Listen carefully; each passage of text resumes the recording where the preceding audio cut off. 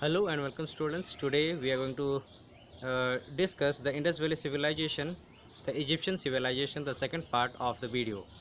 In this topic that we are going to see, uh, we saw in the previous video the Egyptian blessed by nature and the climate that we saw in summer. It is very cool and pleasant. It's not so hot, and in winter it's normal. Uh, and now we are going to see a gift of the river Nile. In this, the book says the Nile River is the longest river in the world, and we should know it. The Nile River is the longest river in the world. The soil of Egypt gets its enrichment and fertility from the river Nile. There, the river valley uh, civilizations or the Nile River, the Egyptian peoples, they are mostly dependent upon the river valley or the river Nile. Its services or it serves as the main sources of water to be used for bathing, drinking, and irrigation purpose. So the peoples they use for bathing, drinking, and for irrigation purpose. The Nile River played an important role in shaping the lives of the society of ancient Egypt. So the peoples they mostly dependent upon the river Nile, and the peoples they used this water for irrigations, for drinking, and for bathing.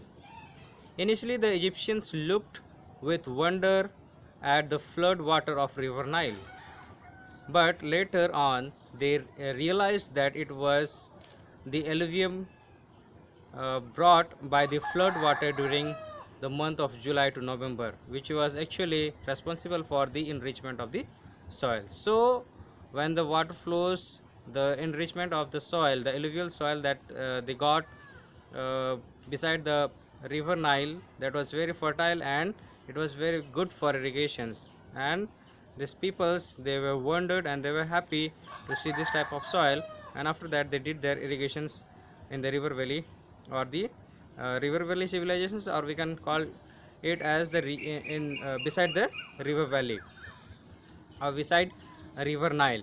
As Egypt received virtually no rainfall during the year, the Egyptians used to collect the flood water in canals and dams so that it could be provided to every part of the country. So whenever the Nile River overflowed with flood water, the Egyptians stored the extra water in the dams. So one of the good things of the Egyptians we can know that these peoples they did not waste the water of the uh, flood. They used to collect the flood water or the extra water in the dams and canals, and they used it in the other part of the country. So whenever the river Nile overflowed with the flood water, the Egyptians stored the extra water in the dams. Later on, this water was transferred to the canals and through them to every part of the country. So here the Egyptian peoples they mostly use this water for irrigations, drinking water, bathing, and for other purposes also they use this water. They did not waste the water. The flood that came, they used the water for the good purpose. The river Nile also provides transportations, building materials, and more. So most probably we all know that water transportations is not so cheap, not so costly, and it's a cheaper modes of communication. And the peoples they use this communication. They took their goods from one place to another with the help of the water transport. All this shows that the Egyptians were completely dependent on the river Nile for their basic requirements. It also shows that even during those old times, the Egyptians were well aware of digging canals and constructing dams, and they were well known for constructing dams and canals. Thus, Egyptian is known as the gift of Nile, and thus we know that because of the river Nile, they got many things like collecting of waters. They got dams, canals, and irrigations, and they got plenty of water, and they don't waste the water. They collected it and they used it for the good purpose. Now we are going to see about the pyramids. What are pyramids? We are going to see in this topic. Pyramids are the symbols of the power of the pharaohs of the ancient Egypt. Okay, and this was the power wherever these people or the kings, they had the power, and whenever they died they were buried in these pyramids. These were tombs built by the Egyptians or pharaohs for themselves, and they knew that they are going to die. And when they knew that they are going to die, each and every peoples, we all know that one day we are going to die, but before dying they build a place for themselves, that whenever they are going to die they are going to be buried in that place or in that tomb, and they made it according to their will and wish. So it says that since the Egyptian worshipped their pharaohs as their god, and this Egyptian peoples, they used to worship the pharaohs, the kings of their places, and they used to worship them as god. They built their tombs as grand as places. All the basic necessities of life were kept in these tombs. It was due to their belief in life after death that they wanted to provide the kings with all necessities of life for their use. So they had a belief that after the death of the king, they are going to provide each and everything that the king required in that tomb or in the pyramid. And they used to keep everything for the king, because they used to think that after the death of the king or the pharaoh, they are going to keep everything so that the king is going to use it. But we all know that after a person dies, he cannot do anything.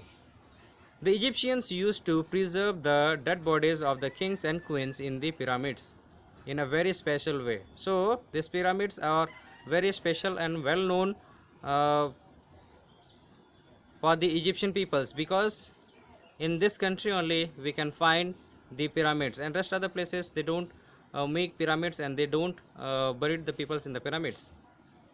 So these peoples, they used to keep the dead bodies of the kings and the queens in the pyramids in a very special way. At first these dead bodies were soaked in soda and perfumed with raisins, spices and honey. So these people, what they used to do, the kings and the queens, when they used to die, they used to keep them in the tomb. Before keeping in the tomb, they used to apply some soda. They used to soak them, and they used to use the perfumes with raisins, spices and honey. After this, the dead bodies were wrapped in white cloth and placed in carved and painted coffin.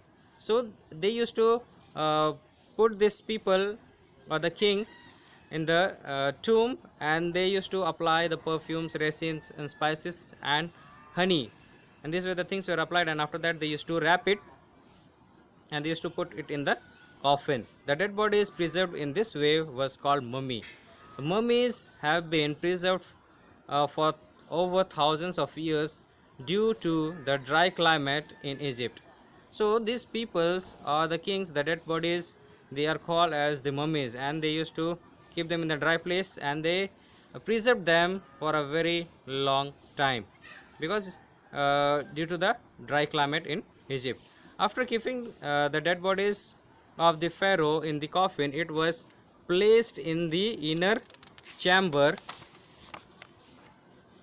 of the pyramid. This inner chamber was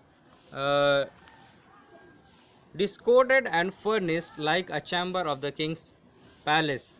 Stone jars were placed with food and pharaoh's clothes in this chamber. Okay, so they had a chamber, they used to make chambers, and in this chamber they had to keep each and everything of the king, whatever he used to like it. There are 80 large pyramids that they can seen even today in the west bank of the river Nile. The biggest one is known as the Great Pyramid at Giza Plateau. Each of its size rises to a height of about 146.5 meters, that is 480.6 feet. It was built by Pharaoh Khufu in about 2600 BCE. So we are going to see the next part of this Egyptian civilizations, the main features of the Egyptian civilizations, and in this topic we'll see the politicals and social life, how they used to live, and how was their life, and what were the religions they used to follow. Okay, see you in the next video. Thank you.